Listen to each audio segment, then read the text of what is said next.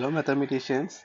Today we see one nice problem, group theory problem asked in CSIR June 2014. It's a part B problem. The question is, what is the total number of non-isomorphic groups of order 122? Okay, what is the meaning of total number of non-isomorphic groups? That means that we want to count the number of groups up to isomorphism. Okay, one thing we remember is up to isomorphism, we want to count the number of groups of order 122.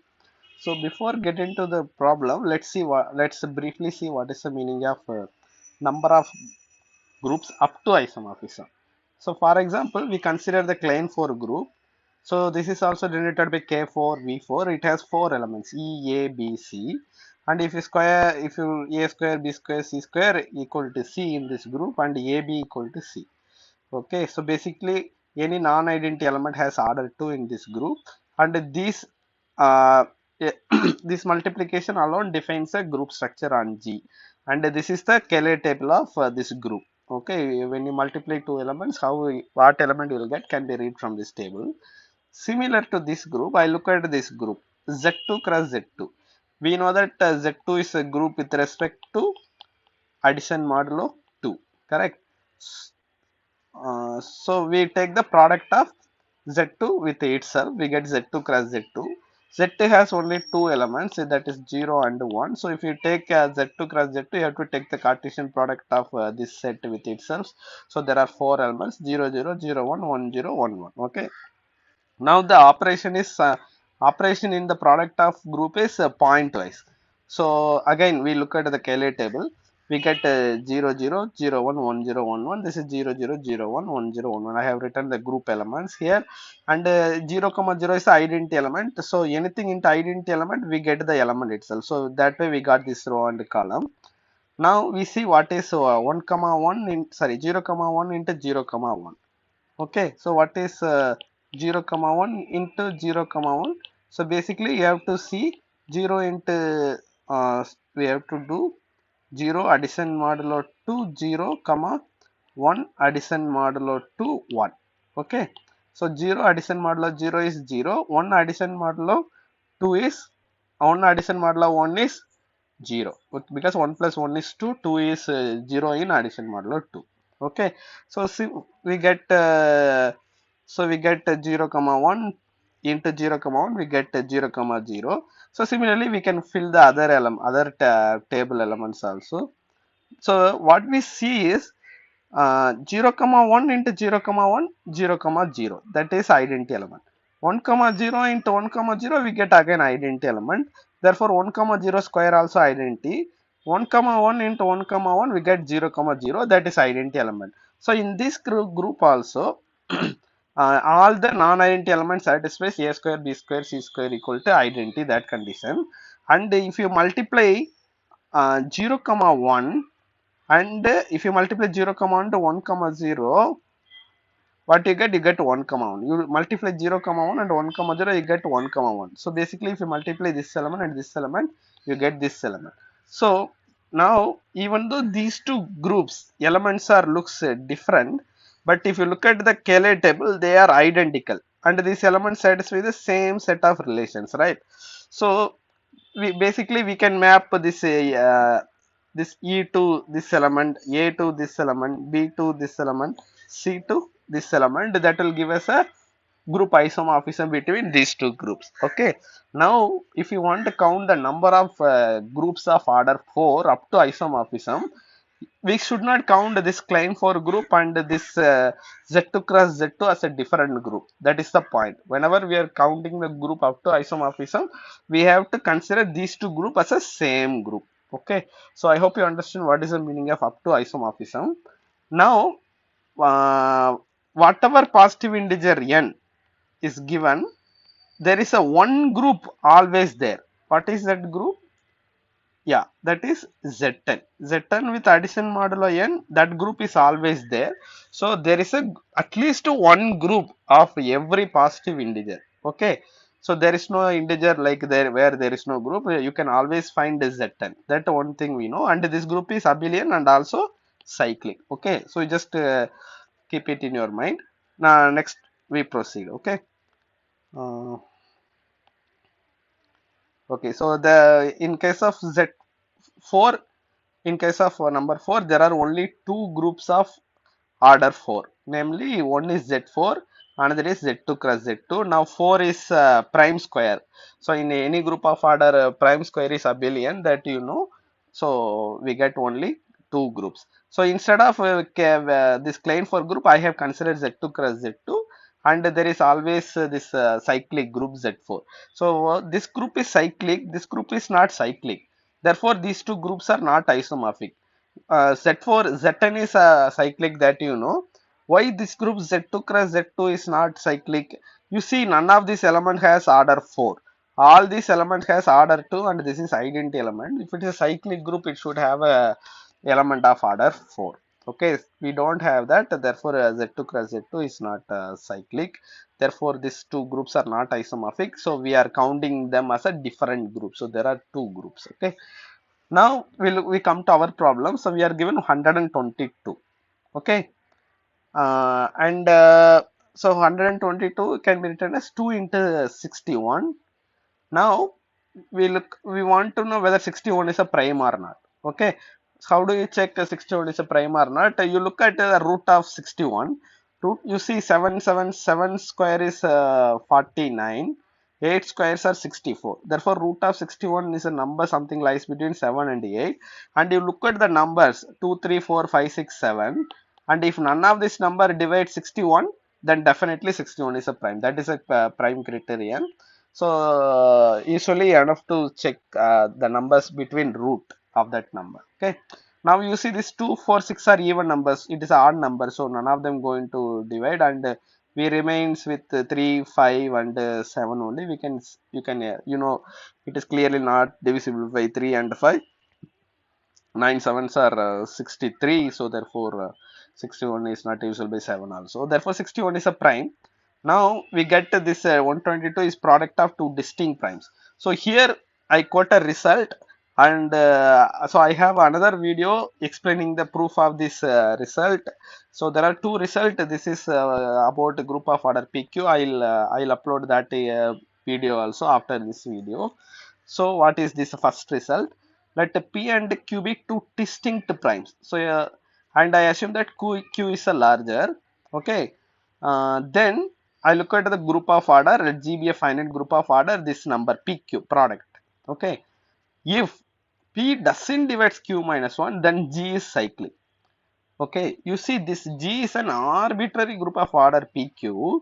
But once this condition is satisfied, then G is cyclic. It means that there is, you take any group of this particular order PQ, then that group has to be cyclic. Okay, in particular all the group of that order are abelian.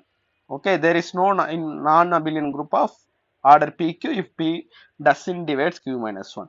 We'll do an example. For example, you take n equal to 15. 15 equal to 3 into 5. So this is my P, this is my Q. Okay. Now 3 doesn't divides 4. What is 4? 4 is, 4 is the Q minus 1, right? Therefore, since 3 doesn't divide 4, in the 15 order, you cannot find any non-abelian group. In the 15 order, there is only one group. What is that group? That is Z15. Okay. Similarly, you can argue for like maybe uh, other PQ satisfying P doesn't divide Q minus 1. Okay. Okay. If P divides Q minus 1, then there exists a unique non-abelian group of order PQ. So again, what is the meaning of unique? If P, or if G is a group, consider the number PQ where P and Q are distinct primes, and if further P divides Q minus 1, in this order there is a non-abelian group. Okay, and there is one unique non-abelian group. That means that you take any two non-abelian group of this order PQ, then they are always isomorphic. Okay, so for example, if you again you can take if you take n equal to 21, then 21 equal to 3 into 7, and so this is my P, this is my Q, and 3 divides 6, right? Therefore p divides q minus 1. Therefore in this case there is a unique non-abelian group of order 21. Okay, already there is a abelian group of order 21. We have z21, and now in place of non-abelian group there is one extra group also. Okay, it is a nice exercise to find that group. What is that group? Yeah, if you know some simple semi-direct product thing, you can construct the another non-abelian group of order 21. Okay, so this is our first important result, and as I said, I give a proof of this result. The proof of this result is important because in many interviews they have asked the proof of this result. Okay. Okay, so next I give another next important result. Again, I will make another video on the second result alone, because that is has its own importance. It is called structure theorem for finite abelian groups. In any abstract algebra book, group theory section usually ends with the structure theorem for finite abelian groups. So let me phrase the result. Suppose n equal to p1 power alpha 1, p2 power alpha 2, etc. Pk power alpha k, then the number of abelian group of order n. Okay, again number of abelian group means up to isomorphism. Number of abelian group of order n is equal to, look at the powers, that is the important thing, p of alpha 1 into p of alpha 2 into p of alpha k. Okay, where p of alpha is the number of partitions of alpha. Okay, so once you are given a number n, then the number of abelian group of order, this number, how do you find? Write that number as a prime powers, then take the partitions of the powers appearing in the prime factorization and take the product. Okay, what is this partition function? Partition p of 1 is 1, p of 2 is 2, because the partition function count the number of ways of a number can be written as sum of positive integers. So 2 can be written as 2 and 1 plus 1, therefore p of 2 equal to 2. 3 can be written as 3, 2 plus 1, 1 plus 1 plus 1, therefore p of 3 equal to 3. So we feel like sorry, there is a typo. We feel like p of partition of n equal to n, but already we have a change. Partition of 4 is how many ways 4 can be splitted? 4, 3 plus 1, 2 plus 2, 2 plus 1 plus 1, 1 plus 1 plus 1. Therefore p of 4 is 5. Similarly, 5 can be splitted in 7 ways, therefore p of 5 equal to 7. So in the literature this partition function is well studied, but there is no, still there is no nice formula for the p of n, the nth partition of the arbitrary n. Ramanujan has found very nice formulas for partition function, but still that formula is little bit involving hyperbolic functions and stuff like that. There is no simple formula. Okay, so yeah, so you can look at you can similarly write what is p of 6, p of 7, and when if you better to remember what is all these partition values for 6, 7, 8, because we frequently use them in the problems. Okay, I think p of 6 is 12, I think, and I was remembering p of 7 also. Oh yeah, you can check in, you can work it out by your hand. Okay, so now we know number of non-abelian groups using this result, number of abelian groups using this result. For example, if I am, suppose I am given n equal to 100. Okay, 100 equal to 2 square into 5 square. What is the number of abelian groups of order 100? So that is equal to p of 2 into p of 2. So I have to take the partition of the power appearing here. Okay, so p of 2 into p of 2, we just saw p of 2 equal to 2, 2 into p of 2 is 2, we get 4. So there are 4 abelian groups of order 100. We can explicitly write them also. For example, one group is z100, another is z2 square, z5 square, z2 square cross z5 cross z5, then z2 cross z2 cross z5 cross z5. So these are the 4 abelian groups of order 100. Okay, so as I said in the I have made a different video on this for structure theorem of finite abelian groups. There I have explained how to write these groups explicitly. Okay, okay, good. Now using this result we want to count. So our question is to count how many groups of order 120 are there. So we have to count how many abelian groups are there, how many non-abelian groups are there, then you sum the number, you get the answer. Okay. So now we observed that 122 equal to 2 into 61 and 2 divides 61 minus 1. Correct, 61 minus 1 is 60, 2 divides 60. Therefore, our first result, there is a unique non-abelian group of order PQ. Okay. Therefore, there is only one non-abelian group of order 122. We want to count how many abelian groups of there of order 122. For that, we use our second result. Okay. So now number of abelian groups of order, you take any number, product of distinct primes. So basically all the powers appearing here are 1.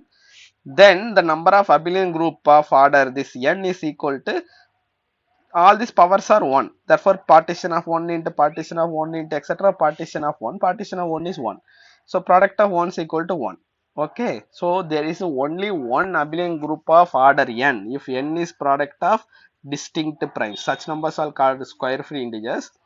So there are only one abelian group in that order, and that group has to be what? So as we said earlier, in every group there is a abelian group.